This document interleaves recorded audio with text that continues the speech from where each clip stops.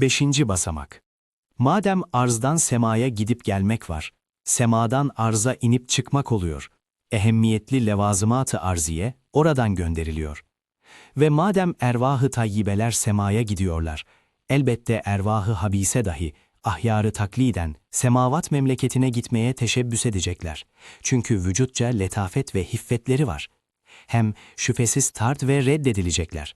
Çünkü mahiyetçe şeraret ve nühusetleri vardır.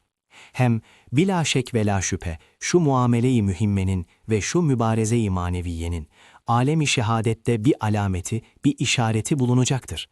Çünkü saltanat-ı rububiyetin hikmeti iktiza eder ki, zişuur için bahusus en mühim vazifesi müşahede ve şehadet ve dellallık ve nezaret olan insan için tasarrufatı gaybiyenin mühimlerine bir işaret koysun, birer alamet bıraksın. Nasıl ki nihayetsiz bahar mucizatına yağmuru işaret koymuş ve havarı sanatına esbab-ı zahiriyeyi alamet etmiş, ta alemi şehadet ehlini işhad etsin. Belki o acip temaşaya umum ehli semavat ve sekene-i arzın enzar-ı dikkatlerini celbetsin. Yani o koca semavatı etrafında nöbettarlar dizilmiş, burçları tezyin edilmiş bir kala hükmünde, bir şehir suretinde gösterip haşmet-i rububiyetini tefekkür ettirsin. Madem şu mübarezeyi ülviyenin ilanı hikmeten lazımdır, elbette ona bir işaret vardır. Halbuki hadisat-ı cevviye ve semaviye içinde şu ilana münasip hiçbir hadise görünmüyor. Bundan daha ensebi yoktur. Zira yüksek kalelerin muhkem burçlarından atılan mancınıklar ve işaret fişeklerine benzeyen şu hadisat-ı necmiye, bu recmi şeytana ne kadar ensep düştüğü bedaheten anlaşılır.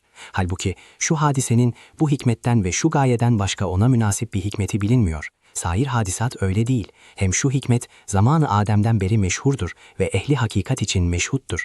Nihayetsiz şerre ve cuhuda müstahit olduklarından, nihayetsiz bir temerrüt ve bir tuğyan yaparlar. İşte bunun için Kur'an-ı Kerim öyle icazkar bir belagatla ve öyle âli ve bahir üsluplarla ve öyle gali ve zahir temsiller ve mesellerle ins ve cinni isyandan ve tuğyandan zecreder ki kainatı titretir. Mesela, ey ins ve cin, emirlerime itaat etmezseniz, haydi hududu mülkümden elinizden gelirse çıkınız meseline işaret eden, Ya ma'şerel cinni vel insi in istatatum en tenfuzu min iqtaris semavati vel ardi fenfuzu, la tenfuzune illa bisultan. Febi'eyyi alâi rabbikuma tükezziban. Yurselu aleykuma şuazun min narin ve nuhasun felâ tentasiran. Ayetindeki azametli inzara ve dehşetli tehdide ve şiddetli zecre dikkat et. Nasıl ins ve cinnin gayet mağrurane temerrütlerini, gayet mucizane bir belagatla kırar, aczlerini ilan eder.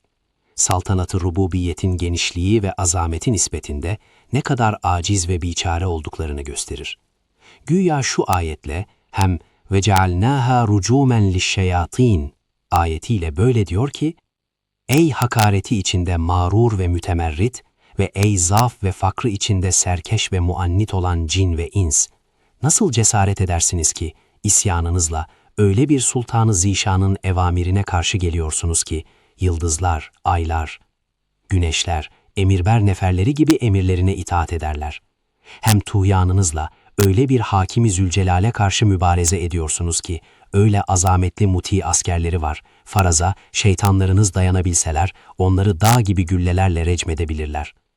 Hem küfranınızla öyle bir Malik-i Zülcelal'in memleketinde isyan ediyorsunuz ki, ibadandan ve cunudundan öyleleri var ki, değil sizin gibi küçücük aciz mahlukları, belki farz-ı muhal olarak dağ ve arz büyüklüğünde birer adüvvü kafir olsaydınız, arz ve dağ büyüklüğünde yıldızları, ateşli demirleri, şuvazlı nühasları size atabilirler, sizi dağıtırlar. Hem öyle bir kanunu kırıyorsunuz ki, o kanun ile öyleler bağlıdır, eğer lüzum olsa arzınızı yüzünüze çarpar. Gülleler gibi küreniz misirlü yıldızları üstünüze yağdırabilirler. Evet, Kur'an'da bazı mühim tahşidat vardır ki düşmanların kuvvetli olduğundan ileri gelmiyor. Belki haşmetin izharı ve düşman şenayetinin teşhiri gibi sebeplerden ileri geliyor. Hem bazen kemali intizamı ve nihayet adli ve gayet ilmi ve kuvveti hikmeti göstermek için en büyük ve kuvvetli esbabı en küçük ve zayıf bir şeye karşı tahşit eder ve üstünde tutar, düşürtmez, tecavüz ettirmez.